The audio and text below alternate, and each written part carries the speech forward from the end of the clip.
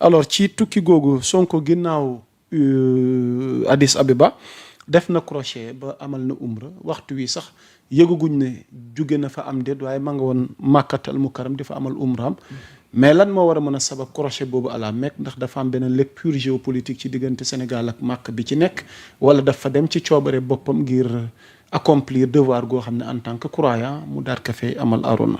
waaw en tant que croyant oui en tant que croyant Sonko c'est un vrai croyant. C'est un vrai croyant de tout ce qui est wahhabisme, de tout ce qui est Makka arabe. Oui.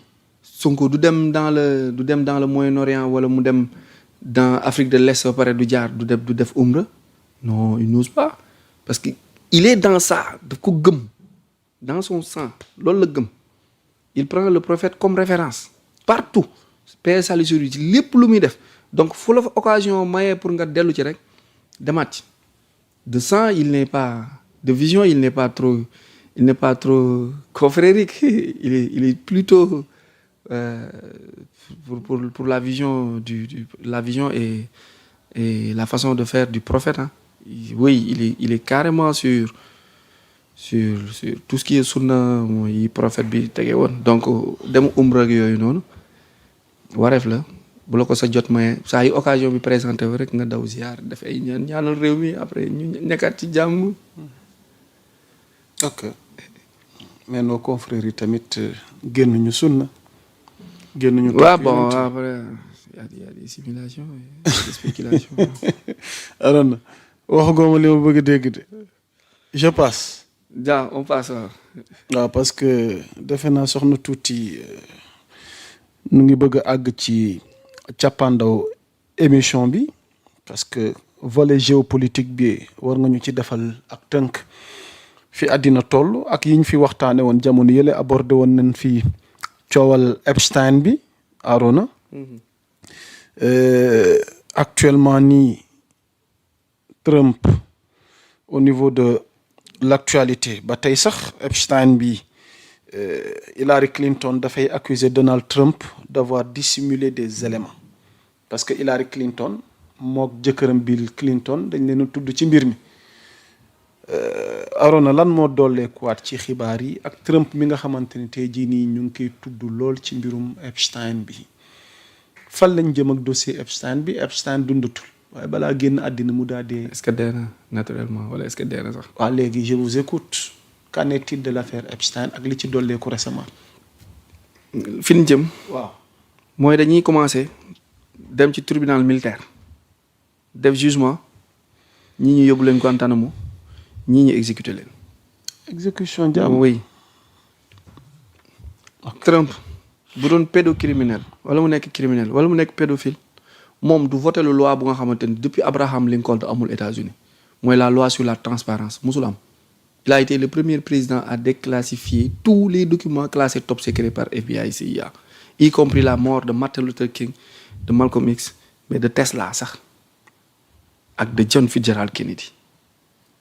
C'est pas Epstein seulement, mais c'est des dossiers énormes qui sont en train d'être exécutés. Moom il sait que dossier bi lu mu ci enquête bi bari milliardaire la woon bu doon fréquenter beneen milliardaire ñu amoon ay gel te loolu du crime biir États-Unis waaye pédocriminel ak pédophilie bi ñooñu moom saa waay. Hillary Clinton moo nekkoon bunt bi. guerre Somalie yeeg Soudan yeeg yooyu ñu doon dégg yëpp moyen la woon pour ñëw indi ay secours aide alimentaire bëgg yëpp xale yooyu ñu doon jël naan dañ leen doon yóbbu yëpp c'était pour des consommations. C'est horrible c'est dans Epstein. Trump y a un mois de cela mi ngi naan Somalie yéen du ngeen dëkk tekkiwu leen dara parce que boobu mi ngi leen doon pousser seen orgueil. Parce que xam na ni ñoom ñooy def transition bi gën a gaaw foofu à partir de la mer Rouge soit ñu jaar océan Indien def le tour soit ñu jaar vers le nord dem Méditerranée mais plus Gaza aussi parce que ñoom ñu baal ma ci ñi may déglu nee nañ yàpp jullit moo gën a saf xam nga loolu c'est horrible c'est grave mais comme àdduna moo toll foofu il faut ñuy wax nit ñi aussi ñuy dégg ñu leen di yegg ci yenn termes yi pour ñi may déglu ñu baal ma ci kàddu gi ni ma ko tuddee. man leen xamu leen sax li ci yàlla def ba ngeen xam ni moo gën a neex ak li ñu def ñu c'est horrible dossier Epstein bi te ils ont fait exprès de sortir la moitié de ne pas montrer tout de ne pas donner tout hein parce que bu ñu génnee lépp day doy waar ci si gis ak déggin. Il y a énormément de choses qui vont se dire, qui vont se faire. Xoolal yaa Moussa on nous a menti. On nous a menti ba mentir nu bu dul woon ñoom Cheikh Anta Diop ñun ñëpp dinañ jàpp ni ci golo lañ jóge bu dul woon ñoom Cheikh Anta Diop.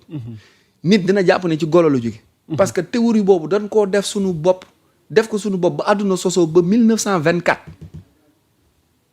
Raymond Barre ci la ñuy soog a comprendre que ni nangu na ni que l'Afrique est le berceau de l'humanité waaye nag berceau bi yàggul ñoom aadama ay golo lañ woon ci jamono yu lisi la nit nekk ci kaw suuf la nit yor forme nit créer nu histoire mentir nu Aaroona toogee nii la les dinosaures ont été mangés par les hommes ñëpp taf seen gibin daw yuux par quel type d'homme donc on nous a menti sur l'évolution de la personne l'homme n'est pas là depuis 5 millions d'années de yàgg na puis ni des milliers d'années mais des dizaines de millions d'années ci ginnaaw nit a ngi woon ci kaw suuf te fekkante nag ñoom ci kaw suuf donc l'histoire a été biaisée un moment pour gëmloo ni ñun ci golo lañ jóge expliquer processus bi pour am benn domination sur ñun créer à partir de ce processus une histoire maintenant boo teggee histoire boobu ni leen li ñu wax ni yëpp amul kon nit ak dinosaure tase nañ ci kaw suuf mais ban nit la ak ban histoire la ak ban période donc on doit informer jusqu'à la moelle épinière laa la wax ba ci fond bi gën a suufee pour faire réveiller l'humanité que on nous a dupé sur presque tout mais c'est difficile parce que ñi ngay waxal sont hypersensibles sont émotifs sont dépressifs même pour certains donc c'est compliqué mais bon la mission continue sant yàlla dina baax. ok am na ko poser question ne ndax dinañ mën a arrêter Trump ci logique bi nga xamante ni moom la nekkee nii parce que depuis retour am foofu ca Maison Blanche dafa mel ni Trump dafa am ci logique gi mu nekk goo xamante nii ñu bëri dañ ciy tiit dañ ciy ragal pour ëllëgu États-Unis wala ëllëgu àddina parce que ses prises de position sa démarche doon na luy tiital ñenn ñi. man sama prise de position am na ñu muy tiital fii Sénégal am na ñu naan ma il faut ñu tere ma micro bi nangu créer ak salle de classe yi yóbbu ma su ma yóbbuwul mbaaw fan ñan ma tëj ci kaso bi yow mi ma jege xam nga ni jegewu ma loolu Trump noonu la mel dafa nekk di def rupture neexul dafa fekkoon benn science benn xam-xam boo xam 2000 ans ci la ñuy dox mu ñëw talsam loolu ñu ne lii doxul transition boobu noonu day secouer cerveau yi du ñëpp ay pare pour déglu ko c'est normal mais bu waxee nga ni dof la mais bu jëfee nga ni nit la léegi nañuy xool jëf yi pour connaître l'homme il faut regarder ses faits pas ses dires ses actes nga koy noter si logique bi mu nekk di def nii logique bi mu nekk di moom moo njëkk tabax lu mur en métal diggante frontière u Mexique ak yi dëgg bi feeñ na trafic organe xale yi ñu doon jël seen deret ak yooyu foofu la doon jaar mais bi mu koy def mënul woon wax loolu parce que heure bi jotagul woon mënul leen wax ne dañuy lekk xale yeeg yooyu moo tax mu tëj ko mi ngi noonu léegi day jëf 3 ans 5 ans ba pare en plus musul quitter c'est pas un retour dafa officier woon mu officiel Biden musul quitter États-Unis Biden dee na avant ñuy falu ki ñu fi tegaloon ab Mickey la ma wax ko bokk mu leer ab robot. ok